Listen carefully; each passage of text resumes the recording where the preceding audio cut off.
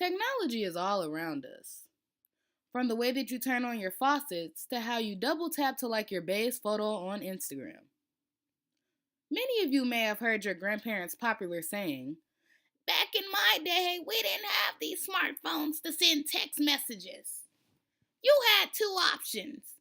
Your options were either to talk face to face or send a letter through the mail and wait 3 to 5 business days for a response." Well, I'm sure that you'll be excited to know that those annoying phrases are actually relevant to today's issues. Older generations struggle to understand the concept of social media as a whole, and the difference between the two generations is the access of information regarding everyone and everything.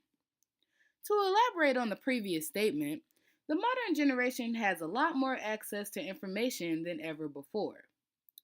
It is no longer a challenge to be informed about something that is going on in another state or another country. Information that could never be accessed decades ago can now be accessed in the click of a finger. In other words, if finally California sank underwater in 1940, someone living in North Carolina would not be aware of this. If it happened in 2017, someone living in North Carolina would probably be able to watch it over Facebook Live. This can hold us at a big advantage because knowing more can ultimately lead to positive outcomes such as being more knowledgeable and available to help. However, knowing more does not always mean that a person will necessarily benefit from the information, which is our biggest disadvantage. While social media truly does help us stay connected and gives us access to more regional information, it can disconnect us and cause us to take the significance of face-to-face communication for granted. The modern generation has become so indulged in the exciting world of technology, and this has caused many people to forget how to genuinely communicate with one another. Face to face interactions are now seen as torture, and choosing to binge watch TV shows on Netflix instead of going outside to have face to face interaction is like bringing a gun to a knife fight. Going outside will never win. In contrast, older generations are so set on keeping old values around that technology has yet to phase them. Old values include choosing to send postal cards instead of evites, or simply meeting up and cherishing having a face to face conversation rather than sending a Snapchat video for a friend. For older generations, the struggle is real when it comes to actually understanding technology. For example, old folks tend to get the idea of email and mail confused. And this is only the beginning. There are plenty of other examples of older generations being helpless when it comes to using modern technology.